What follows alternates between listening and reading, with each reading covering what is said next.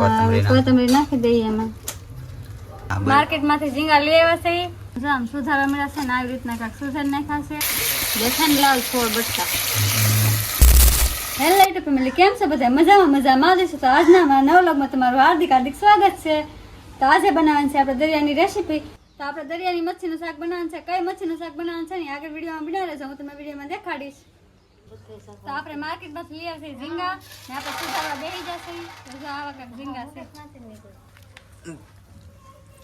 માર્કેટમાંથી ઝીંગા લઈ આવ્યા છે ને જો આપણે સુધારવા બેસી જશે ને આવા ઝીંગા છે. જો તો આપણે ઝીંગા લઈને જો આમ સુધારવા મળ્યા છે ને આવી રીતના કાંઈક સુધારી નાખ્યા છે ને જો એકદમ તાજા છે. દેશી છે કા? દેશી છે, ખારા પાણીના છે ભાઈ. જો મસ્ત મજાના એકદમ તાજા. અને આ છે ને ભાઈ અમારા ગામની ખાડીના છે કાકા છે. હા, અમારા ગામની ખાડીના છે અમારા. એટલે મસ્ત હોય, ખારા પાણીના હોય ભાઈ. અને આનું શાક છે ને એકદમ મીઠું બને કા? જો સુધારવાનું કામકાજ ચાલુ કરી દીધેલ છે કાજલ. અને જો એટલા સુધારી નાખ્યા છે. અને જો ઘણા બધા લાવેલા છે. તો આ બધા છે ને ફટાફટ કાજલને સુધાર નાખે ને પછી શાક બનાવવાનું છે કા? જોરદાર બનાવવાનું છે. અને આ વખતે છે ને કંઈક અનોખી સાઈઝમાં બનાવવાનું છે કા ઝીંગાનું શાક.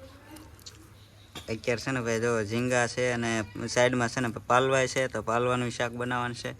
અને આપણી ઘરે છે ને ભાઈ ક્યારેક ભાગે તો એક શાક હોય, નકર ખાડીનું શાક છે ને બે હોય છે. હા, બે હોય કાકા. પાલવા હોય ને લેપટા હોય ને ગમે કાંઈક ને કાંઈક તો હોય જ તે. ફરસાણ હોય ને બે શાક તો હોય જ તે.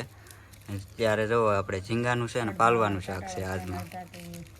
તો અત્યારે છે ને ભાઈ ઝીંગા હારા કરી નાખ્યા છે અને તેલ મરચું ગરમ થવા મૂકી દીધું છે. કાજલે જો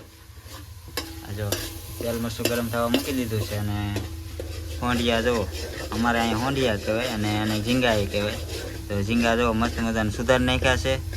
અને એમ જો મોટા મોટા છે, નાના છે ને બધા મિક્સમાં છે અને ખારા પાણીના છે. અને તેલ મરચું કાજલે ગરમ થવા મૂકી દીધું છે. તેલ મરચું ગરમ થવા મૂકી દીધું છે ને આપણે બનાવવાનું છે ઝીંગાનું શાક પહેલા, પછી પાલવાનું બનાવવાનું છે. તો જો તેલ મરચું ભાઈ ગરમ થાય છે. તેલ મરચું પાકી જાય એટલે ઝીંગા નાખી દેવાના કા?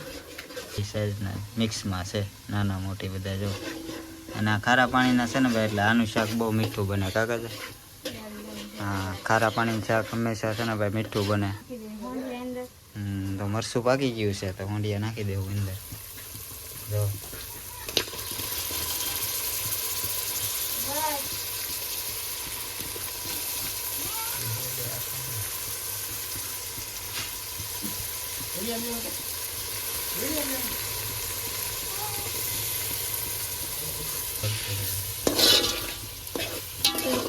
મિક્સ કરી નાખ્યા છે.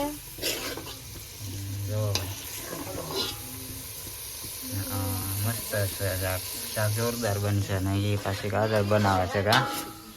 એકદમ ટેસ્ટી બનશે એમ? એકદમ જોરદાર. હા, આમ જો ને આપણે નાખી દીધું. હવે નાખી દઈએ આપણે પાણી આમાં. હા, પાણી નાખી દેવાનું.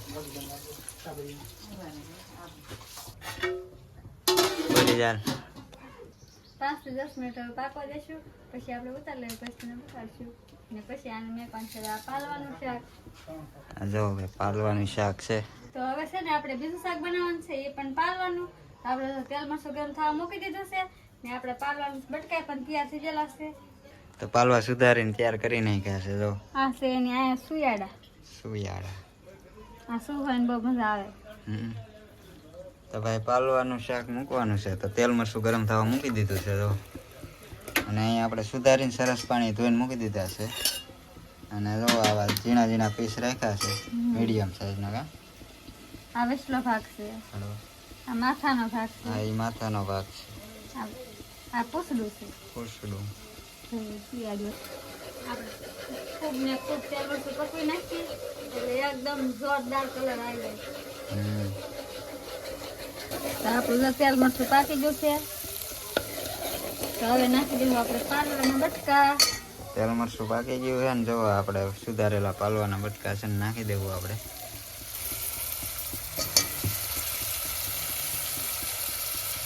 જો ભાઈ પાલવાની કટિંગ કરેલું નખાય છે અત્યારે તેલ મરચામાં. તેલ મરચું ગરમ થઈ ગયું ને આપણે પાલવાનું કટિંગ પણ નાખી દીધું છે. જો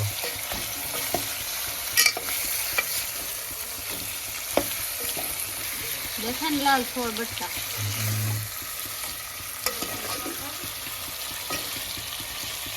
તો હવે આપણે નાખી દઈએ એમાં પાણી.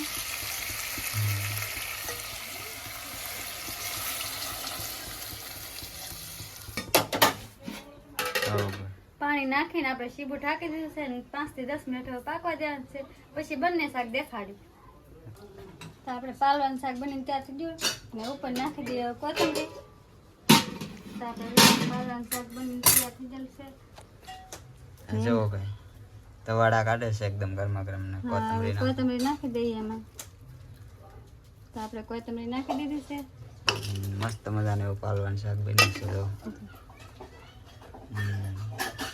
એક નંબર બની ગયું. એક નંબર જોરદાર બની ગયું કા. જોરદાર બની ગયું. તો તવાડા કાઢે છે. તો આપણે હોંડિયાની સાથે પણ તૈયાર થઈ જશે. તો હવે એમાં નાખી દઈએ કોથમીર. આપણે ઝીંગાનું શાક પણ રેડી થઈ ગયું છે જો.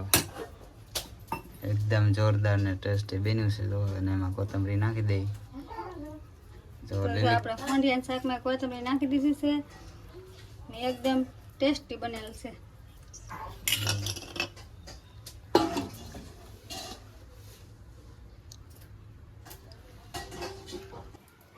તો અમારા બે શાક બનીને તૈયાર થઈ જશે ને બેમાં કોથમીર નાખી દીધી છે ને એકદમ જોરદાર બનેલા છે. પાલવાનું પણ જોરદાર બનેલું, હોંડિયાનું પણ જોરદાર બનેલું છે. તો હવે આપણે કરી નાખી જમવાની તૈયારી. તો આપણે જમવાની તૈયારી કરી નાખી છે ને આપણે બે શાક તૈયાર થઈ જશે. તો હાલો તમને હું પાલવાનું અને ઝીંગાનું શાક બતાડું. તો આપણું ઝીંગાનું શાક આવું જોરદાર બનીને તૈયાર થઈ ગયેલું છે. આપણે રસો ઓછો રાખેલો છે કેમ કે અમારે બહુ રસો ન ખાય એટલે રસો ઓછો રાખ્યો. તો આપણે જો ઝીંગાનું શાક બનીને તૈયાર થઈ ગયેલું છે એકદમ જોરદાર. સ્વાદ પણ એકદમ જોરદાર આવે છે ને ગરમા ગરમ. તો હવે આપણે બતાડી દો પાલવાનું શાક. પાલવાનું શાક એ પણ બહુ જોરદાર બનેલું છે, એકદમ ટેસ્ટી બનેલું છે. તો જો પાલવાના પીસ પણ જો એક પણ વિખાણું નથી, એકદમ સરસ રીતે બનેલું છે. તો એક પીસ તમને બતાડી દઉં જો. તો આ આપણું પાલવાનું શાક બનીને તૈયાર થઈ ગયેલું છે. તો અમારે જમવા બેવાની તૈયારી થઈ ગઈ છે હવે.